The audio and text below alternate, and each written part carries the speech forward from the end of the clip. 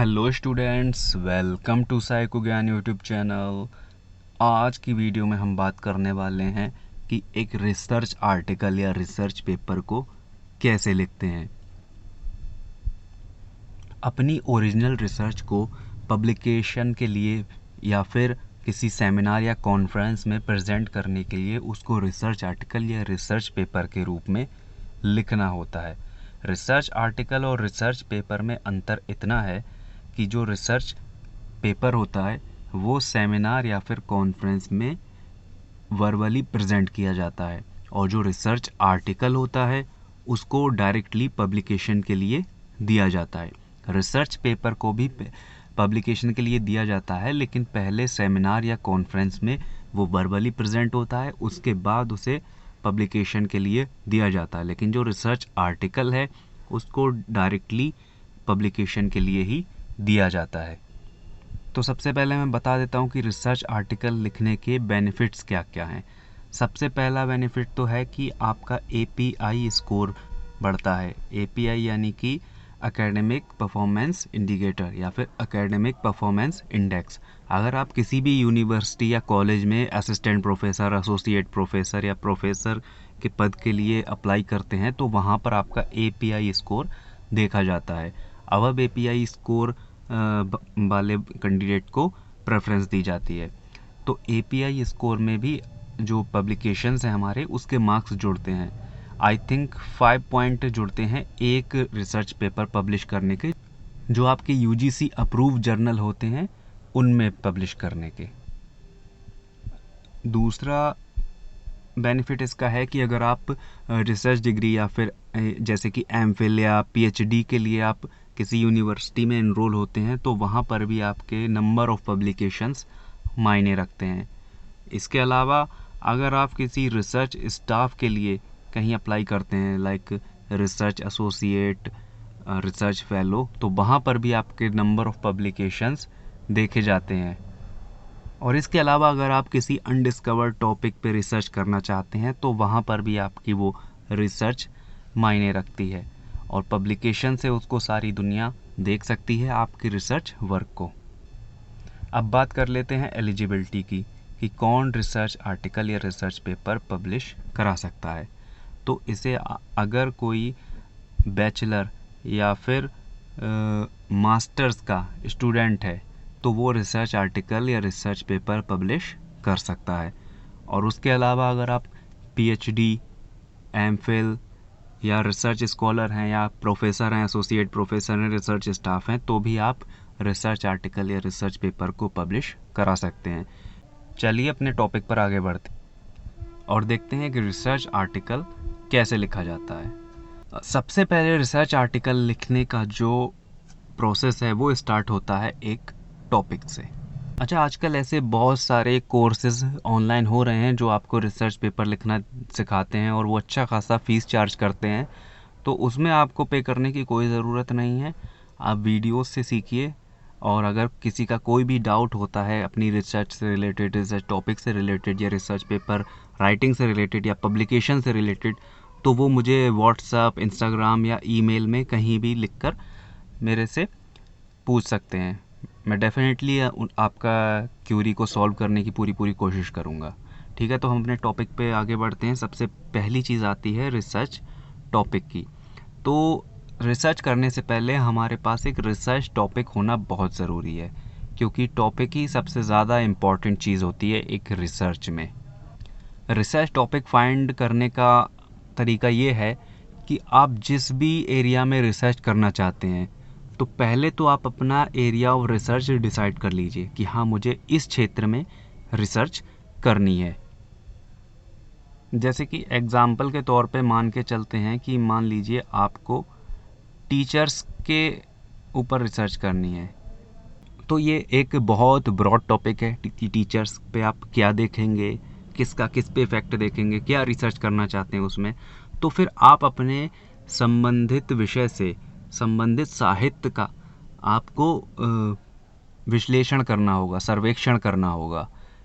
मतलब कि आप अपने रिसर्च एरिया से जुड़े और रिसेंट में जितनी भी स्टडीज़ हुई हैं उनका आप रिव्यू करेंगे। कुछ स्टडीज़ देखेंगे उससे रिलेटेड, तो आपको पता चलेगा कि इस एरिया में कैसा कैसा काम हुआ है और किन किन एरियाज़ को टच किया गया है, कौन कौन से एरियाज़ और रिसर्चेस से जो अभी महरूम रह गए हैं। तो आपको एक आइडिया मिलेगा कि हाँ, ये चीज़ जो है ये इस रिसर्च में भी है, इसमें भी है और थोड़ा बहुत उसमें भी है, लेकिन ये चीज़ जो है मिसिंग है।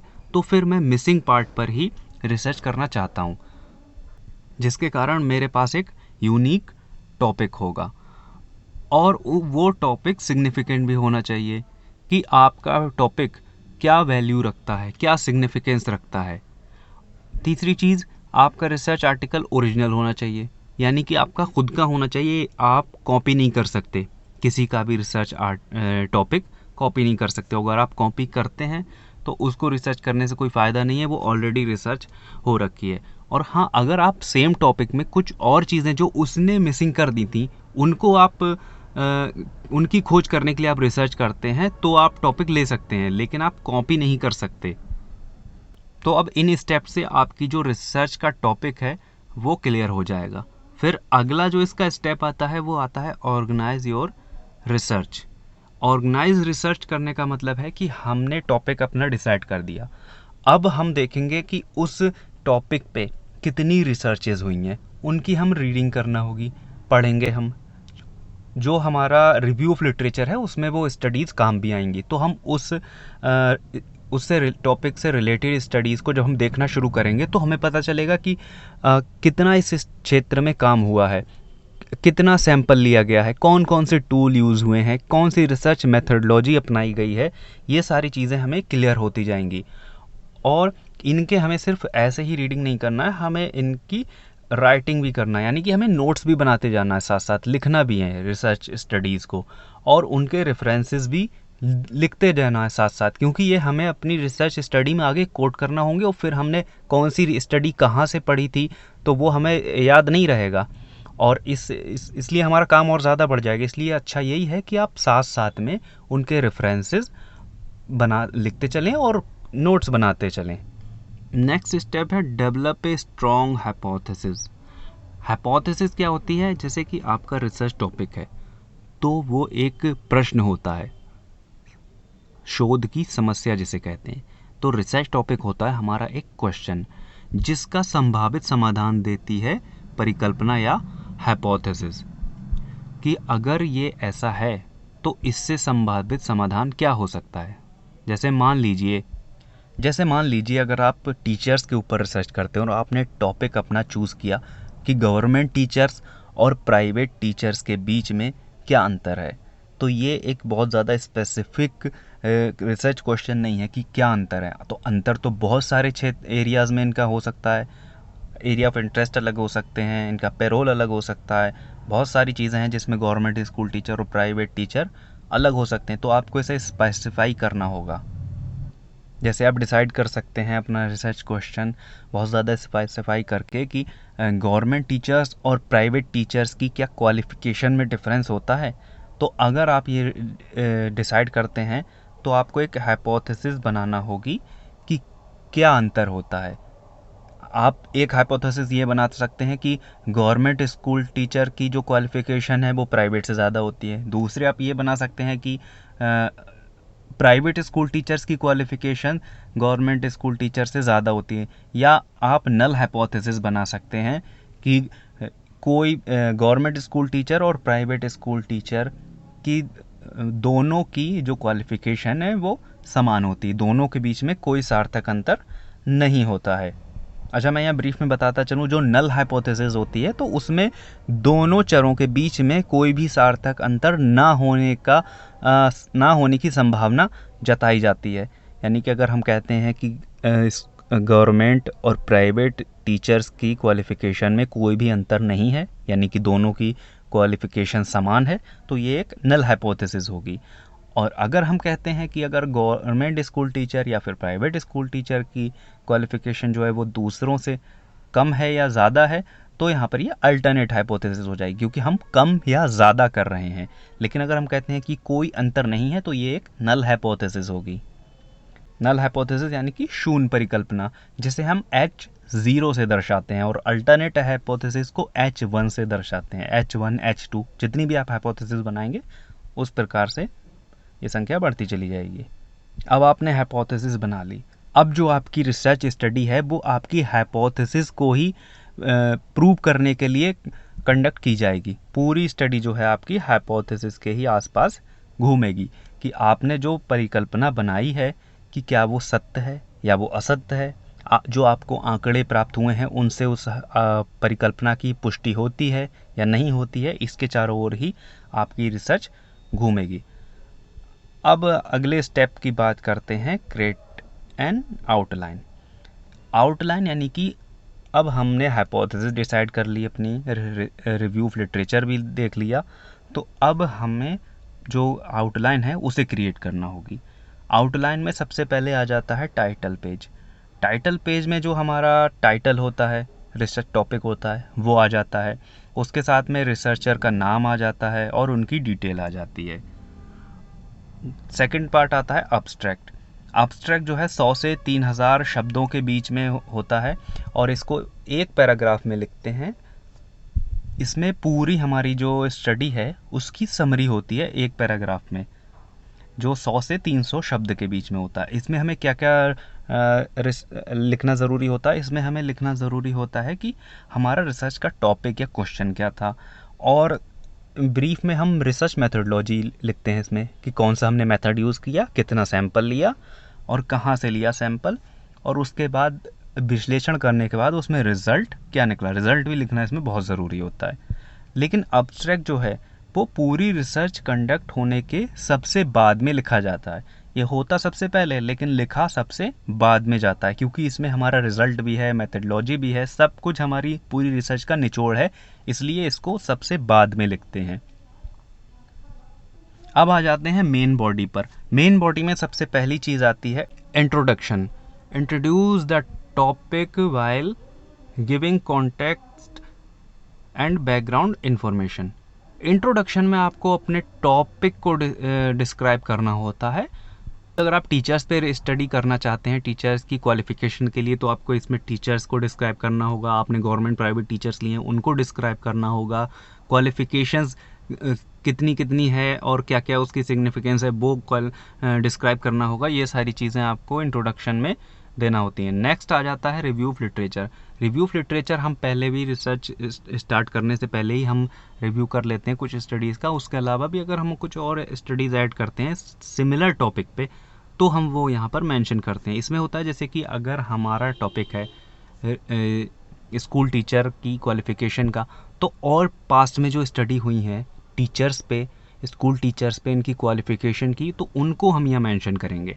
उनके अब्स्ट्रैक्ट का थोड़ा हिस्सा हम यहाँ लिखेंगे कि किसने स्टडी की, किस सन में की, क्या मेथड यूज़ किया, उसका सैम्पल साइज़ कितना था और उनके रिज़ल्ट क्या मिले, क्योंकि ये हमारी स्टडी को एक दिशा प्रदान करते हैं।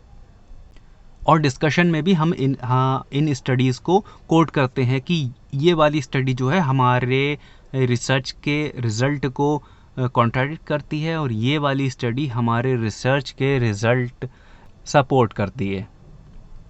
नेक्स्ट आ जाता है मेथडोलॉजी। मेथडोलॉजी में जो है वो सब कुछ जो भी आपका रिसर्च मेथड है वो इसमें आ जाएगा, यानी कि आपका सैम्पल साइज़ क्या था, वेरिएबल आपके कौन कौन से थे, मटेरियल क्या आपने यूज़ करा, कौन सा प्रोसीजर यूज़ करा, कौन सी स्टैटिक्स एनालिसिस आपने किए, वो सारी चीज़ें रिसर्च मेथडोलॉजी में आ जाती हैं। नेक्स्ट आगे चलते हैं, रिज़ल्ट एंड डिस्कशन। तो रिसर्च मेथडोलॉजी के बाद एनालिसिस करते हैं, जो हम डाटा कलेक्ट करते हैं, जो इसमें हम सब लिखते हैं डाटा किस तरह से कलेक्ट किया और कौन सी स्टैटिक्स अपनाई, फिर एनालाइज़ किया डाटा, फिर एनालाइज़ करने के बाद हम रिज़ल्ट निकालते हैं अपने डाटा से।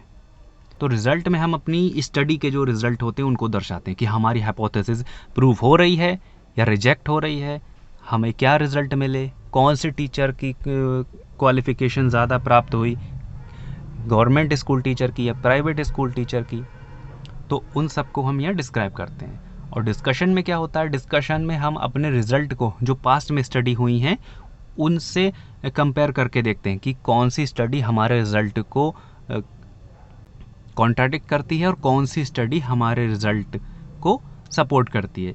तो ये स्टडी जो रिव्यू ऑफ लिटरेचर में हमने लिखी थी पहले, उन्हीं को यहाँ पर कोट करते हैं। अगला आ जाता है कंक्लूज़न। कंक्लूज़न में हम एक या दो पैराग्राफ में शॉर्ट में अपनी पूरी जो स्टडी है उसके रिज़ल्ट को कंक्लूड करने की कोशिश करते हैं। लास्ट आ जाता है बिब्लियोग्राफी। बिब्लियोग्राफी में हमारे जितने भी हमने सोर्सेज यूज़ किए हैं उन सब के रेफरेंसेस लेके जाते हैं, साइट किए जाते हैं कि हमने इस बुक का इस्तेमाल किया इस बुक का इस्तेमाल किया इस स्टडी में, ये रिसर्च पेपर हमने यहाँ से इस जर्नल से लिया, ये इसके लेखक हैं, इस पेज से इस पेज तक ये रिसर्च आर्टिकल इस जर्नल में पब्लिश हुआ था, वो सारी चीज़ें यहाँ पे लिखते हैं।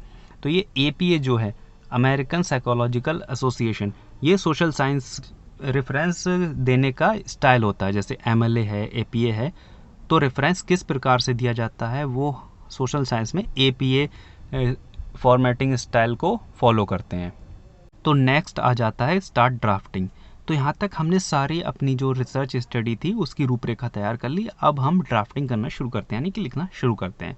लास्ट स्टेप इसमें आता है एडिटिंग एंड प्रूफ रीड, यानी कि हमने अपनी पूरी रिसर्च कर ली, फिर लिख ली, फिर हमें उसको पढ़ना होता है, कई बार पढ़ना होता है और फिर उसको एडिट करना होता है कि क्या हमारी ग्रामर तो ठीक है, हमारे जो सेंटेंस हैं, जो हमारे वाक्य हैं वो एक मीनिंग दे रहे हैं, और हमने कहीं से कोई सेंटेंस ऐसा तो नहीं है या कोई चीज़ ऐसी तो नहीं कि किसी और की एज इट इज़ कॉपी कर ली हो। हमें अपने शब्दों में उसे लिखना होता है, डिस्क्राइब करना होता है और फिर उसको एडिट भी करना होता है, साथ साथ में सही भी करना है कि कहाँ पर कोई गलती है, ग्रामेटिकल मिस्टेक है या फिर कोई भी एरर है तो उसको ठीक करना होता है। और ये आप 2 या 3 बार करके अपनी जो स्टडी है उसको और रिफाइन कर सकते हैं।